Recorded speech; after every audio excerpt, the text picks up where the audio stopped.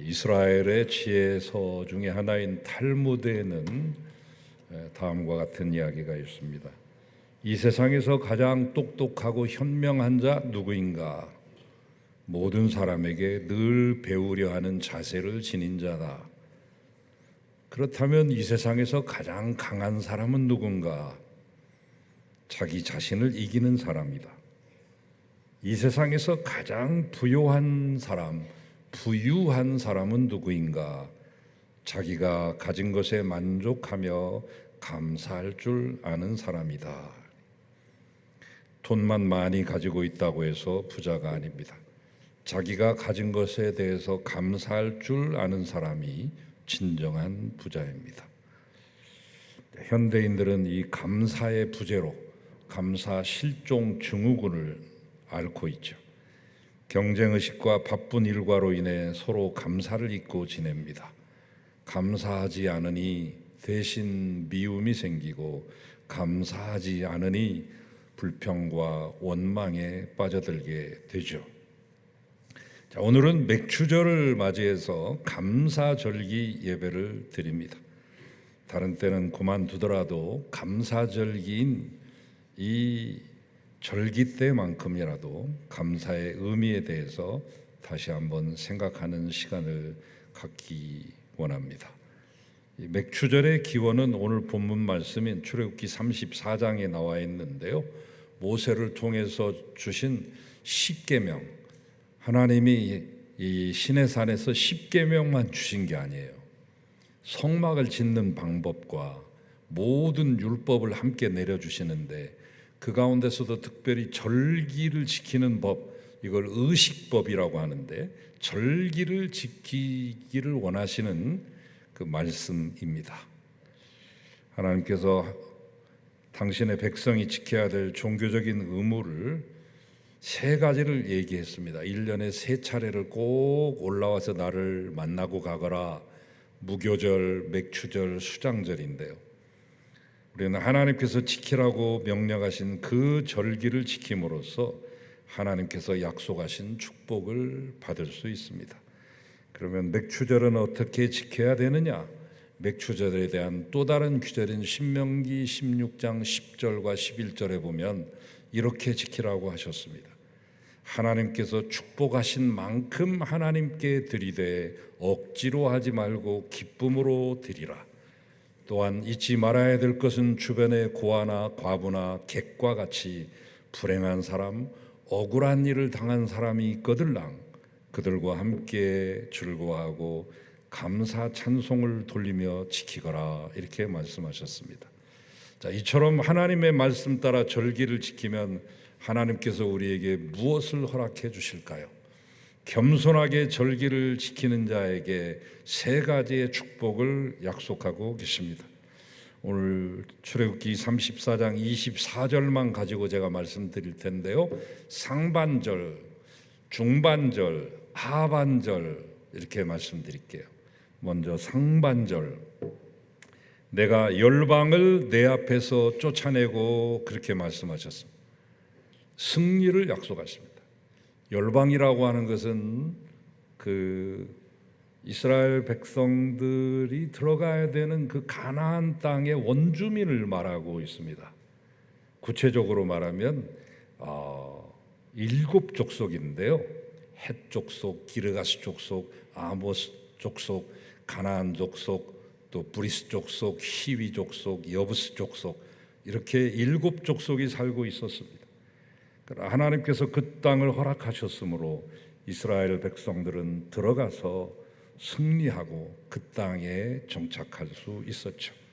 그것은 하나님이 예비하신 축복이었습니다. 그 땅의 본래 주인은 그 7대 족속 원주민이 아니라 원래 430년 전에 이스라엘 백성들이 선조들이 살고 있었던 고향 땅이기도 했습니다. 아니, 더 엄밀히 말하자면 그 땅의 주인은 하나님이셨습니다. 왜? 하나님이 그 땅을 만드셨기에, 따라서 하나님께서 원하시면 당신의 택한 백성에게 주실 수 있는 땅이었습니다. 또한 여기서 보면 내 앞에서 쫓아낸다, 이 말은 이스라엘이 가나안 족속과의 정복 전쟁을 벌여서 승리케 하신다는 말씀인데, 이스라엘이 상대해야 되는 족속은 보통 족속이 아니었습니다. 그들은 네피림의 후손으로서 아낙 자손들입니다. 전부 신장이 장대한 거인들이요 장수들이었습니다. 성경에 등장하는 이 골리앗이 한 230-40cm 정도 되는데, 그 정도는 평균 키요, 대부분이 3m를 넘는 거인들이었습니다. 그러나 소년 다윗으로 하여금 장수 골리앗과 싸워 승리하게 하신 하나님께서 능력과 은총을 주시기만 하면 승리할 수 있었습니다. 하나님을 의지하고 하나님과 함께하는, 그래서 승리하는 삶을 살아가시는 여러분 되시기를 주님의 이름으로 축원합니다. 우리가 어떻게 하나님과 함께하고 이 세상에서 승리할 수 있겠습니까? 감사하는 자만이 승리하며 살 수 있습니다. 감사는 범사를 승리하게 만들 뿐만 아니라 감사의 조건을 더 넘치게 해주는 힘이 있습니다. 그러므로 우리는 어떤 경우에 처하더라도 이 감사를 잊어서는 안 되겠습니다. 중반절 보겠습니다. 내 지경을 넓히리니, 번영과 번성을 약속하는 거죠. 첫 번째 상반절은 열방을 내 앞에서 쫓아내주마, 승리에 대한 약속. 두 번째는 너의 지경을 넓혀주마, 번영과 번성에 대한 약속을 주고 있습니다.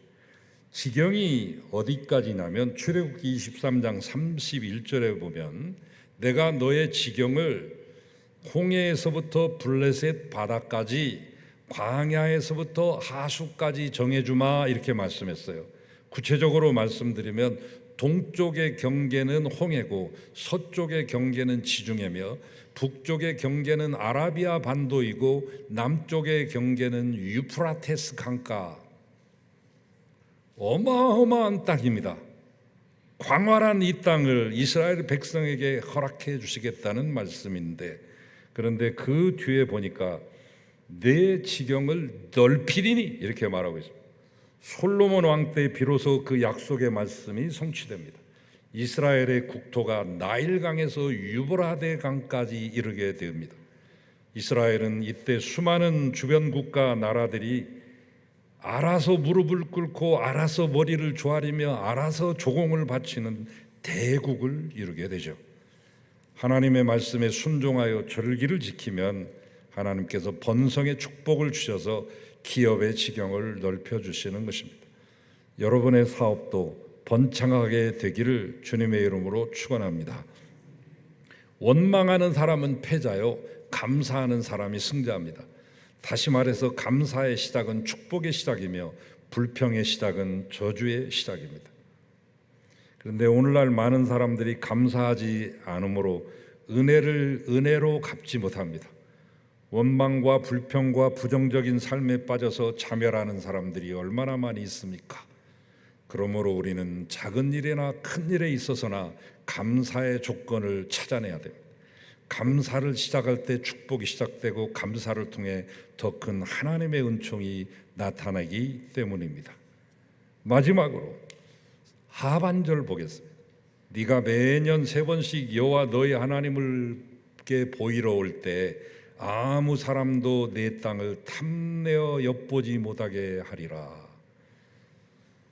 네가 매년 3번씩 여호와 하나님 앞에 보이러 올 때, 이스라엘의 성인 남자들은 어느 곳에 살든지 동서남북에 다 흩어져 있는데, 어느 곳에 살든지 1년에 3번 돌아오는 절기 때에는 반드시 집을 비우고 예루살렘 성전으로 예배를 드리러 올라가야 했습니다.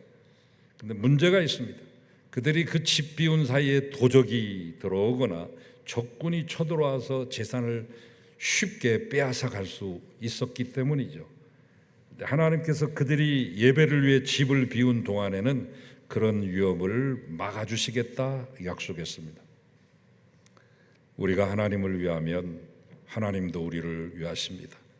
우리가 하나님 앞에 감사하면 하나님도 우리가 감사할 조건을 더욱더 풍족하게 채우십니다. 결단코 손해보게 하지 않습니다. 어린 자녀가 이제 막 사회생활 시작해서 첫 월급 봉투 타가지고 와서 부모님께 드리면 부모가 그 자녀에게 손해 가게 하겠습니까? 더 큰 것으로 채워주지. 육신의 부모도 그렇게 하거든 하물며 하나님은 어떻게 하시겠습니까? 몸과 마음과 물질과 정성을 다해 충성, 봉사, 헌신하면 반드시 보상하시고 넘치게 채워주시는 것입니다. 또한 아무도 내 땅을 탐내어 엿보지 못하게 하리라. 국가적인 위험과 군사적인 위협 속에서 그들을 보호하셨습니다. 가정과 재산상의 위험에서 그들을 보호하셨습니다. 개인적인 위험에서도 그들을 보호하셨습니다. 그러므로 악한 사람을 두려워할 필요 없습니다. 무서워할 필요 없습니다. 그 해가 우리에게 덮치지 못하도록 하나님이 보호하시기 때문입니다. 하나님이 함께 하시고 지켜주는 사람은 결코 두려워하며 살지 않습니다.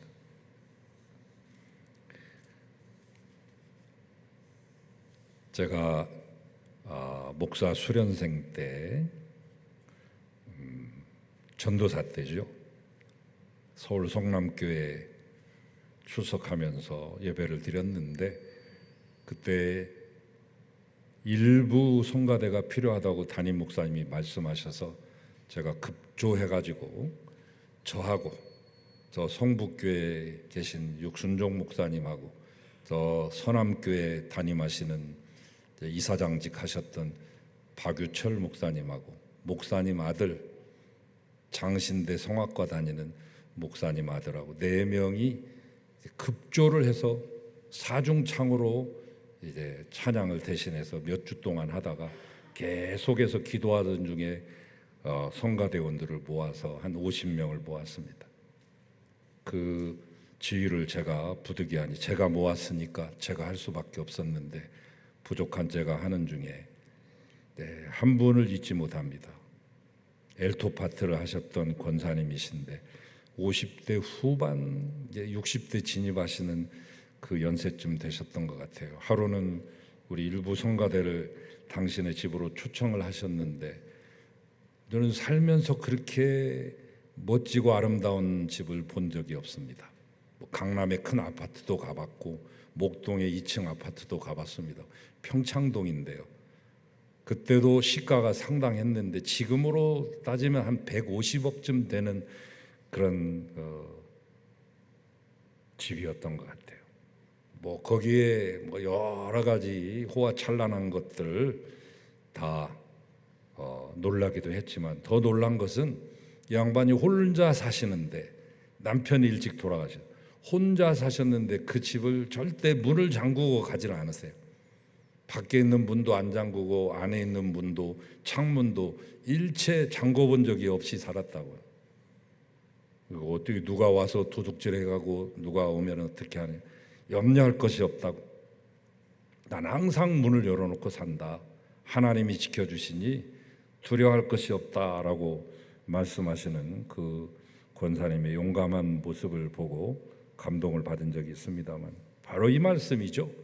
내가 예배하러 올라오는 그 기간 동안에 너의 집을 지켜주고 너의 재산과 너의 가족의 생명과 안전을 보호해주마 약속하셨습니다. 여러분, 절기를 무시하거나 귀찮게 생각해서는 안 됩니다. 겸손히 말씀에 있는 그대로 순종하며 절기를 지키시면 하나님께서 약속하신 그 말씀대로 이 귀한 축복을 승리와 보호와 번성의 축복을 주시는 것이죠. 지난 봄 동안 지난 6개월 동안 역사하신 하나님의 축복과 보호에 감사함으로 맥추절을 지키는 믿음 가지시기를 주님의 이름으로 축원합니다. 작은 일부터 감사하십시오. 감사의 씨를 뿌릴 때 감사의 열매, 축복의 열매가 주렁주렁 맺히게 됩니다. 감사는 여러분의 운명을 변화시킵니다. 그러므로 오늘부터라도 감사로 충만하게 되시기를 주의 이름으로 축원합니다. 절기를 지키는 자 복이 있으리라. 주님의 말씀입니다. 주님 절기를 지킵니다. 주님께 찬양과 경배를 드렸습니다. 약속하신 승리와 번영과 그리고 보호의 축복을 사랑하는 성도들에게 허락하여 주시옵소서. 남은 하반기도 이 약속의 말씀 가지고 출발하오니 주여 동행하여 주시옵소서. 임마누엘 우리 주 예수 그리스도의 이름으로 기도하나이다. 아멘.